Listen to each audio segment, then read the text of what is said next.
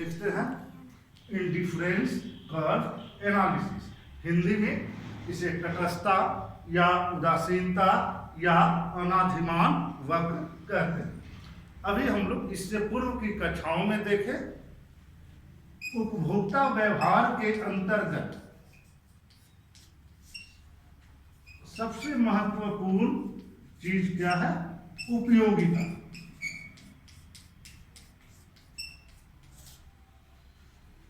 उपभोक्ता व्यवहार में हम लोग दो थ्योरी देखेंगे, एक मार्शन महोदय का और दूसरा हिग्स एवं एलन महोदय का। मार्शन महोदय ने उपयोगिता को गणनावाचक माना था। आप लोगों को याद होगा, अर्थात हम लोग उपयोगिता को काउंट कर सकते हैं, गिन सकते हैं, लेकिन हिग्स महोदय ने गणनावाचक सिद्धांत की आलोचना की। उनका कहना था कि आप उपयोगिता को नहीं गिन सकते। आप एक समोसे खाए, एक रोटी खाए, कोई भी एक चीज उपयोग किए तो आपको कितना मिला, उपयोगिता कितना मिला, इसको आप काउंट नहीं कर सकते हैं, क्योंकि उपयोगिता मानसिक स्थिति है। आप सिर्फ तुलना कर सकते हैं। जैसे एक अभी रोटी खाए होंगे आप, कैसा लगा? अच्छा लगा, खराब लगा। दूसरी रोटी खाए, कैसा लगा? अच्छा लगा, खराब लगा। आप केवल तुलना कर सकते हैं, न कि गिन सकते हैं। 10, 20, 30 ये जो गिन रहे थे हम लोग मार्शन महोदय के सिद्धांत में, इसकी आलोचना हिग्स एवं एलन महोदय ने की और उन्होंने इनके गणनावाचक सिद्धांत के स्थान पर ऑर्डिनल, अर्थात हम लोग उपयोगिता को नंबर नहीं दे सकते हैं, केवल क्या कर सकते हैं? तुलना कर सकते हैं, कंपेयर कर सकते हैं। तो मार्शन महोदय का सिद्धांत गणनावाचक सिद्धांत कहलाता है और हिग्स एवं एलन का ऑर्डिनल। गणनावाचक को इंग्लिश में कहते हैं कार्डिनल। कहीं भी आप देखें कार्डिनल थ्योरी तो वहां समझ जाइएगा किनका है? मार्शन महोदय का। और इनके कितने सिद्धांत हैं? दो सिद्धांत हैं, diminishing marginal utility, equi marginal utility. और हिग्स एलन महोदय ने ऑर्डिनल अर्थात तुलना करके उपभोक्ता व्यवहार अर्थात उपभोक्ता के संतुलन की स्थिति को दर्शाया है। अब हम लोग देखते हैं कि उपयोगिता को बिना नंबर दिए, बिना काउंट किए किस प्रकार उपभोक्ता संतुलन में होगा। उपभोक्ता संतुलन का अर्थ है अधिकतम संतुष्टि प्राप्त करना। तो हिग्स एवं एलन के तटस्थता वक्र सिद्धांत को हम लोग किस नाम से जानते हैं? Ordinal theory.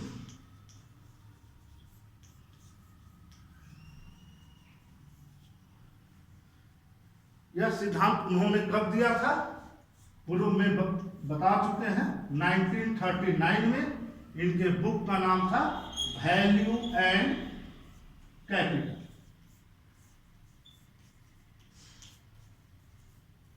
इस बुक में उन्होंने हिग्स एंड एलन, हिंदी में भी लिख दे रहे हैं, नाम है अर्थशास्त्री महोदय का हिग्स एवं एलन। दो अर्थशास्त्रियों ने मिलकर इस सिद्धांत का निर्माण किया। इसमें उन्होंने कहा कि मान लेते हैं कोई उपभोक्ता दो वस्तुओं का उपभोग कर रहा है, एक साथ, अलग अलग नहीं, दो वस्तु है। आप सिंप्लिसिटी के लिए समझ लीजिए, एक सेव है और एक आम। कोई भी दो वस्तु आप मान सकते हैं, कोई जरूरी नहीं है कि सेव और आम ही माने। आप रोटी दाल भी मान लीजिए, रोटी सब्जी, कोई भी चीज मान सकते हैं।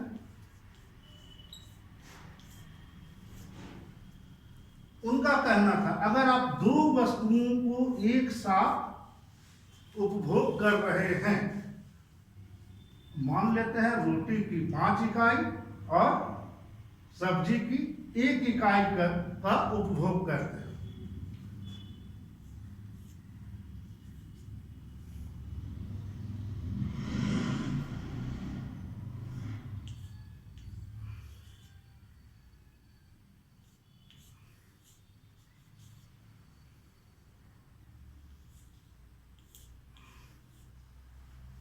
इनका कहना था 5 रोटी और एक सब्जी। 15 और 1 को आप अलग अलग नहीं, 15 एंड 1, ये इसको उन्होंने कहा था कॉम्बिनेशन,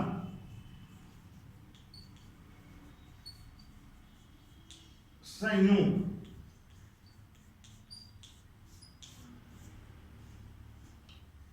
13, 2 इसका अर्थ है कि यह इस संयुक्त। यहां हम लोग अभी तक क्या दर्शाते हैं, 1 2 3, इसको उन्होंने क्या नाम दिया, संयोग कॉम्बिनेशन। कॉम्बिनेशन को उन्होंने 1 2 से नहीं दर्शाया, ए बी सी डी, इस तरह से नंबर को वो लोग हटाते चले। आप सिंपल समझ लीजिए कि एक बैग है, एक उसमें पॉलीथीन पैक है, किसी में 15 रोटी, एक प्लेट सब्जी है, दूसरे पॉलीथीन में 13 रोटी, 2 प्लेट सब्जी है, किसी में 11, किसी में 3, इस तरह भिन्न भिन्न पॉलीथीन पैक है। आप किसे लेंगे? यहां हम लोग मानकर चल रहे हैं 15 रोटी और एक प्लेट सब्जी आपको उतना ही संतुष्टि देगा जितना 13 रोटी और 2 प्लेट सब्जी। इसकी उपयोगिता बराबर होगी। ये ए बी सी डी समझ लीजिए पैकेट है। एक पैकेट में कितनी वस्तुएं हैं? 2 वस्तुएं हैं, एक में रोटी और एक सब्जी। रोटी की मात्रा 15 तो सब्जी की मात्रा 1 प्लेट। बी पैकेट में 13 रोटी और 2 प्लेट सब्जी। इसी प्रकार भिन्न भिन्न संयोग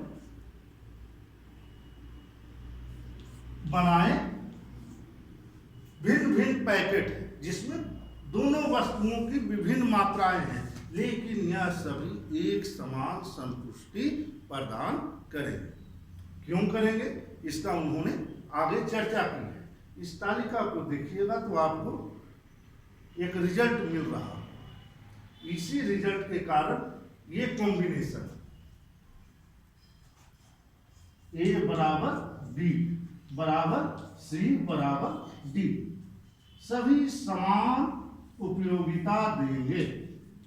क्यों देंगे? देना तो नहीं चाहिए, अभी तक जो हम लोग थ्योरी पढ़े हैं, लेकिन यहां बराबर देंगे। क्यों देंगे? आप एक चीज ध्यान दीजिए, एक वस्तु की मात्रा क्या हो रही है? घट रही है। तो दूसरी वस्तु की मात्रा बढ़ रही है। बढ़ रही है। इसको उन्होंने कहा था सीमांत प्रतिस्थापन की दर। जो एक वस्तु कम हो रहा है उसके बदले दूसरी वस्तु की मात्रा बढ़ रही है, इसलिए यह दोनों वस्तु मिलकर इस संयोग के बराबर देगी। एक की कमी दूसरे में वृद्धि, ये मिलकर उपयोगिता को क्या कर देते हैं? बराबर कर देते हैं। यही उनका सिद्धांत। आप देख लीजिए, सिद्धांत बहुत सिंपल है। दो वस्तु होंगे, विभिन्न संयोग से मिलने वाली उपयोगिता समान होती है। तटस्थता वक्र क्या है?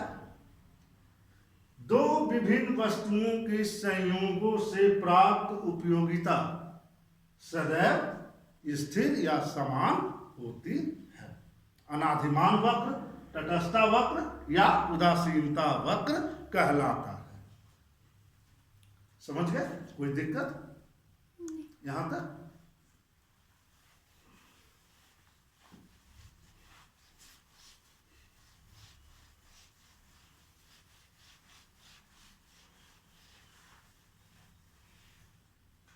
अब हम लोग तटस्थता वक्र के बारे में समझ गए। तटस्थता वक्र क्या है?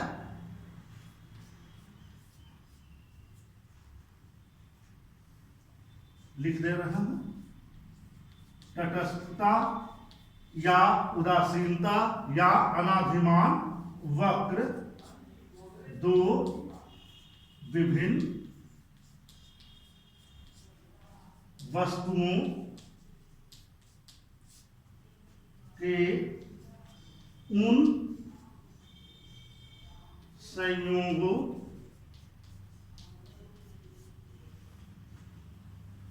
को दर्शाता है जो एक समान संतुष्टि प्रदान करते हैं।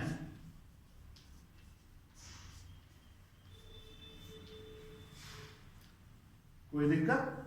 दो वस्तु होगी, कम से कम कितने वस्तु होंगे? दो, और उनके विभिन्न संयोग, संयोग अर्थात पैकेट आप समझ लीजिए। उन पैकेट में जो भी वस्तु होंगे वो आपको समान संतुष्टि प्रदान करेंगे। इसे हम निम्न तालिका से आसानी से समझ सकते हैं। कॉम्बिनेशन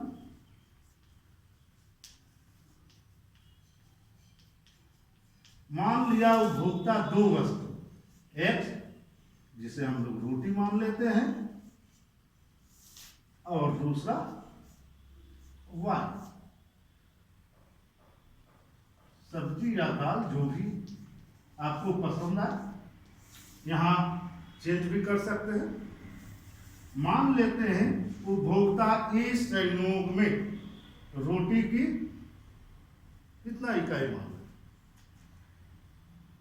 आप स्वतंत्र हैं, 100 भी 200 भी, लेकिन एक ज्यादा जो उपभोग रियल में करते हैं मान लेते हैं कितना, 12 लोग खा भी लेते हैं, और एक प्लेट सब्जी। एक संयोग, उसे दूसरा संयोग मिलता है जहां 8 रोटी और 2 प्लेट सब्जी, 2 प्लेट सब्जी का ऑप्शन है। सी 5 रोटी और 3 प्लेट सब्जी। एक और ऑप्शन है उसके पास जहां 3 रोटी और 4 प्लेट सब्जी। वह किसे चुनेगा ताकि उसे अधिकतम संतुष्टि मिले? ए को, बी को, सी को, डी को। कोई कंफ्यूजन नहीं कीजिएगा, आपकी परिभाषा में क्या है? एक समान संतुष्टि। आप ए को चूज करें या बी को करें या सी को करें या डी को करें, संतुष्टि समान ही मिलेगी। इंडिफरेंस कर्व में आप इस नंबर से कंफ्यूज न हो, क्योंकि हमारी परिभाषा बताती है एक समान संतुष्टि क्यों मिलती है, इसका हम लोग आगे चर्चा करेंगे। इसका कारण है, अगर आप तालिका को गौर से कीजिए, गौर से देखें तो एक वस्तु की मात्रा कम हो रही है, यहाँ क्या हो रहा है? कमी या घट रही है, और इधर देखेंगे आपको बढ़ोतरी हो रही है, बढ़ोतरी वृद्धि हो रही है। एक वस्तु की कमी, दूसरे वस्तु की वृद्धि, जो उपयोगी, इस कम हम उपभोग कर रहे हैं रोटी, तो इससे उपयोगिता कम मिलेगी, लेकिन इसमें क्या हो रहा है? बढ़ रहा है। इसकी कमी को ये पूरा कर देता है, जिसके कारण हर संयोग में उपयोगिता हमें बराबर मिलती है। इसे हम एक तालिका से भी स्पष्ट कर सकते हैं, क्योंकि हिग्स महोदय का थ्योरी क्या है? ऑर्डिनल। हम लोग नंबर का यूज नहीं कर सकते हैं। एक अक्ष पर आप एक वस्तु को दर्शा दीजिए, एक्स वस्तु को, और इधर वाई वस्तु। नंबर नहीं देंगे, लेकिन ग्राफ आप लोग पढ़ चुके हैं कैसे बनाते हैं। 12 और 1, अगर हम 1 इतना इंटरवल ले रहे हैं, 12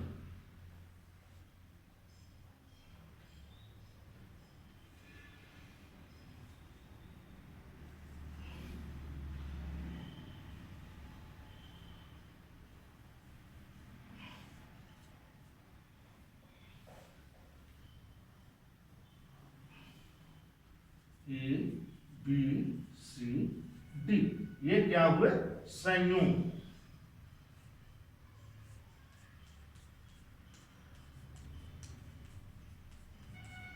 और आईसी वक्र क्या कहलाएगा? तटस्थता या उदासीनता या अनाधिमान वक्र।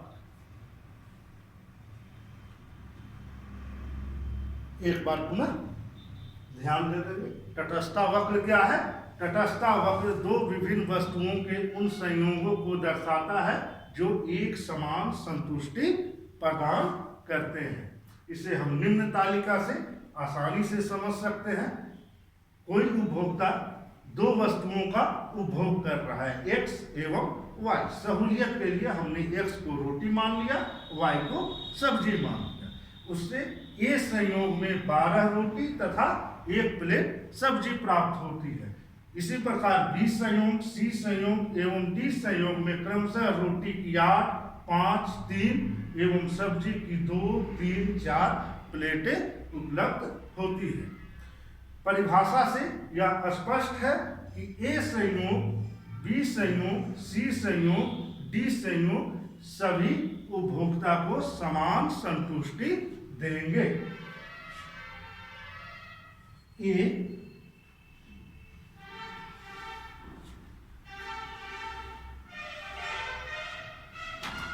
बराबर बी बराबर सी बराबर डी, अर्थात वह ए संयोग में 12 एक्स प्लस 1 वाई का उपभोग करे या 8 रोटी 2 प्लेट सब्जी का उपभोग करे या सी संयोग में 5 रोटी एवं 3 प्लेट सब्जी का उपभोग करे या डी संयोग 3 रोटी एवं 4 प्लेट सब्जी का उपयोग करे, उसे समान संतुष्टि प्राप्त हो। इसे हम निम्न रेखा चित्र द्वारा भी आसानी से समझ सकते हैं। एक्स एक्सिस पर एक्स वस्तु अर्थात रोटी की इकाइयों को दर्शाया गया है, वाई वस्तु अर्थात सब्जी की इकाइयों को दर्शाया गया।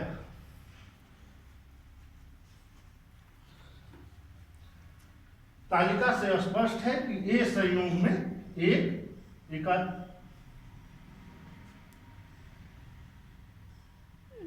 सर, उधर रोटी और नीचे सब्जी। हमारे ग्राफ उल्टे बन रहे हैं।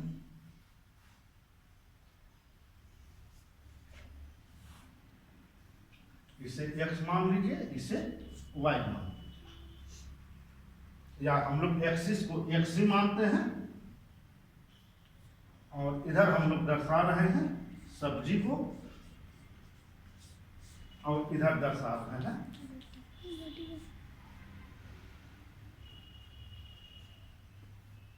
रोटी। एक्स अक्ष पर सब्जी एवं वाई अक्ष पर रोटी को दर्शाया गया है। ए संयोग में 12 पीस रोटी एवं 1 प्लेट सब्जी है। बी संयोग में 8 रोटी एवं 2 प्लेट सब्जी। सी संयोग में 5 रोटी एवं 3 प्लेट सब्जी तथा डी संयोग में 3 रोटी एवं 4 पीस सब्जी है। आप देख रहे होंगे तटस्थता वक्र किस प्रकार का है। उत्तल, फिजिक्स में पढ़े होंगे, उत्तल अवतल कॉन्वेक्स होता है। इसको